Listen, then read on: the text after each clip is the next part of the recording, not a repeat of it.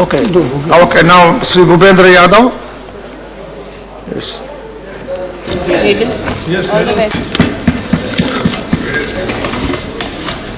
सम्मान्य उपसभापति महोदय, सबसे पहले मैं अपनी पार्टी का धन्यवाद करना चाहूंगा कि उन्होंने मुझे इस उच्च सदन में यह अवसर प्रदान किया। सम्मान्य महोदय, जो केमिकल वेपन एक्ट का जो ये अमेंडमेंट आया है, ये एक्ट अपने आप में काफी महत्वपूर्ण है। दुनिया में आज के समय में जो युद्ध को लेकर आने वाले समय में के खतरे हैं, उसमें केमिकल वेपन, बायोलॉजिकल वेपन और न्यूक्लियर वेपन, ये तीनों जो हैं बहुत बड़े खतरे हैं। और इसलिए जो पहले विश्व युद्ध में दुनिया ने जो तबाही देखी थी, उसके बाद 1925 में जेनेवा प्रोटोकॉल में इसका सबसे पहले दुनिया में निषेध किया गया था। और बाद में 1997 में जो कन्वेंशन आई, उसमें केमिकल वेपन बिल को, केमिकल वेपन की जो कन्वेंशन आई, उसके अनुरूप ही हम लोगों ने 2000 में केमिकल वेपन कन्वेंशन एक्ट 2000 पास किया है। अभी जो इसमें संशोधन आया है, वो सेक्शन 9 में जो संशोधन सरकार लेकर के आई है, उसका उद्देश्य ये है कि केमिकल वेपन की जो नेशनल अथॉरिटी है, उस नेशनल अथॉरिटी के कार्य विस्तार को बड़ा करने के लिए ये अमेंडमेंट आया है। लेकिन जो केमिकल वेपन कन्वेंशन जो है, उसके लिए एक एक्ट अगर केमिकल वेपन कन्वेंशन एक्ट है, तो सेम कन्वेंशन के लिए और व्यापक रूप से एक दूसरा act, weapon of mass destruction and there delivery system, prohibition of unlawful activity act 2005 है। केमिकल वेपन एक्ट 2000 में हम लोगों ने जो केमिकल वेपन कन्वेंशन की जो ट्रीटी है, उसको संबंधित किया है। लेकिन जो वेपन ऑफ मास डिस्ट्रक्शन है, इसमें केमिकल वेपन के साथ बायोलॉजिकल वेपन और बाकी न्यूक्लियर वेपन के लिए भी बहुत बड़े पैमाने पर हम लोगों ने इस एक्ट को बनाया है। मेरा जो कहना है कि सेक्शन 9 का ये जो अमेंडमेंट किया है और जो नेशनल अथॉरिटी हमने बनाई है, लेकिन इसके साथ जो केमिकल वेपन एक्ट का जो प्रारूप है, उसमें कहा गया है कि जो नेशनल अथॉरिटी जो केमिकल वेपन एक्ट में है, वो इंटरनेशनल ऑर्गेनाइजेशन के साथ इस वेपन के बारे में जो उसका जो प्रोक्योरमेंट है, उसका जो ट्रांसफर है, उसके बारे में, उसकी जो वितरण है, उसके संबंध में वो अपना एक इंटरनेशनल कन्वेंशन के साथ साझा करेंगे। लेकिन इसके साथ साथ जो वेपन ऑफ मास डिस्ट्रक्शन है, उसमें जो एडवाइजरी कमेटी बनाई है, उसमें केमिकल वेपन की जो नेशनल अथॉरिटी है, उसको मेंबर बनाया है। परंतु यहाँ पर जो बात मैं कहना चाहता हूं कि weapon of mass destruction act का जो सेक्शन 7 है, उस सेक्शन 7 में ये कहा गया है कि whether a matter falls within the scope of such relevant act और under this act the decision of the central government thereon shall be final. मेरी जो आशंका है कि सेक्शन 9 में जिस अथॉरिटी की बात कि आप विस्तार की बात कह रहे हैं, इसका जो डुप्लीकेसी है, इसकी जो डुप्लीकेसी होने की संभावना है, वो वेपन मास डिस्ट्रक्शन एक्ट के अंतर्गत है। और इसलिए वेपन मास डिस्ट्रक्शन एक्ट के जो रूल्स हैं, उस रूल्स में अभी तक इस बात को प्रोवाइड नहीं किया गया है कि अगर केमिकल वेपन डिस्ट्रक्शन एक्ट के अंतर्गत सरकार कोई कार्रवाई करेगी, तो वेपन मास डिस्ट्रक्शन एक्ट का जो सेक्शन 7 है, जो केमिकल वेपन एक्ट को ओवर रूल करता है, उन दोनों में किस प्रकार का समन्वय रहेगा, ये इस एक्ट को लेकर के मेरा पहला विषय है। दूसरा, केमिकल वेपन एक्ट को जब स्टैंडिंग कमेटी ने विचार किया, तो स्टैंडिंग कमेटी ने केमिकल वेपन एक्ट के खतरों के बारे में भी विचार किया। और इसलिए स्टैंडिंग कमेटी में जब ये विषय रखा गया, तो स्टैंडिंग कमेटी का एक स्पेसिफिक क्वेश्चन ये था, the committee desire to know whether other member countries of CWC have enacted the similar legislation for implementation of CWC treaty. Responding thereto, the Department of Chemical and Petrochemicals stated as under, as per the information available to the website of Organization for Prohibition of Chemical Weapon Act, 83 states parties have enacted legislation covering all key area of the convention. Standing committee ने जब इस बात को किया था, तो standing committee ने देश की सुरक्षा को लेकर के एक खतरा उठाया, एक आशंका उठाई थी कि इसके संबंध में भारत की तैयारी क्या है। जब इस सदन में मिनिस्ट्री ऑफ केमिकल से क्वेश्चन पूछा गया था और उस क्वेश्चन में ये स्पेसिफिक कहा गया था कि whether the India has recently ratified the chemical weapon convention without Pakistan having done so. आज जो स्टैंडिंग कमेटी की रिपोर्ट आई है उसमें दुनिया के केवल 83 देशों ने इसको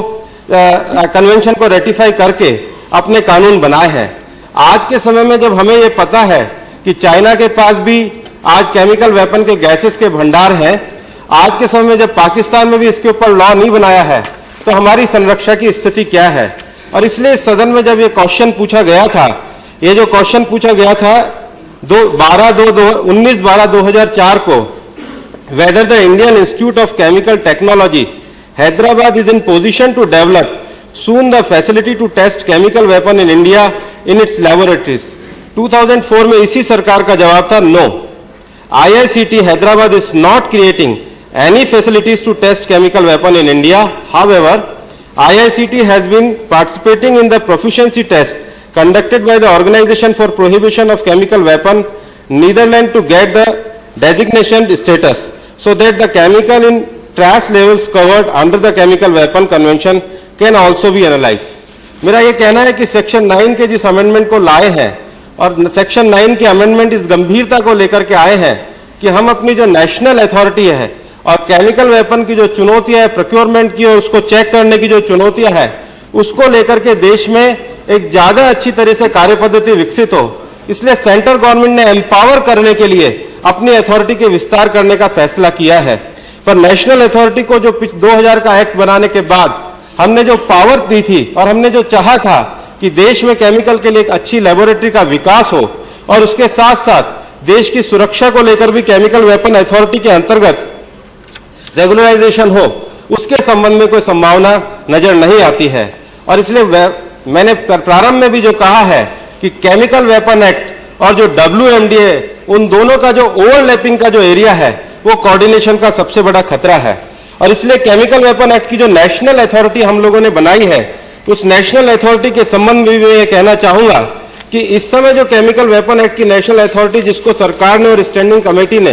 देश की सुरक्षा के लिहाज से काफी गंभीर माना है, क्या सरकार ये बताने का कोशिश करेगी कि जो नेशनल अथॉरिटी के जो चेयरमैन है वो केवल उसमें उसके साथ साथ वो सेक्रेटरी परफॉर्मेंस और मैनेजमेंट भी है। जब सरकार इस बात को जानती है कि केमिकल वेपन की जो नेशनल अथॉरिटी है उसका एक बहुत बड़ा दायित्व है, ऐसे में उसके नेशनल अथॉरिटी के जो चेयरमैन के साथ साथ एक अन्य पद भी होना, एक डेडिकेटेड लीडरशिप की आवश्यकता है, जिसके बारे में सरकार को जवाब देना चाहिए।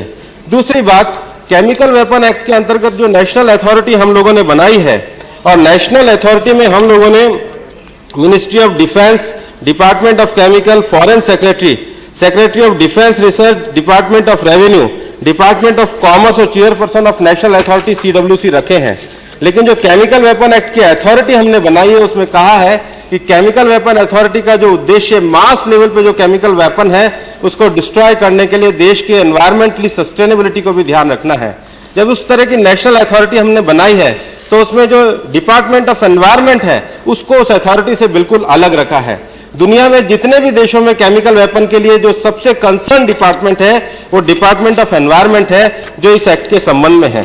दूसरा जो इस एक्ट के संबंध में अमेंडमेंट आया है, जो सेक्शन 18 का जो अमेंडमेंट है, सेक्शन 18 का अमेंडमेंट 16 और सेक्शन 42 का जो अमेंडमेंट है वो इसको ट्रीटी को हार्मोनाइज करने के लिए है। सेक्शन 18 का जो अमेंडमेंट है वो अमेंडमेंट जो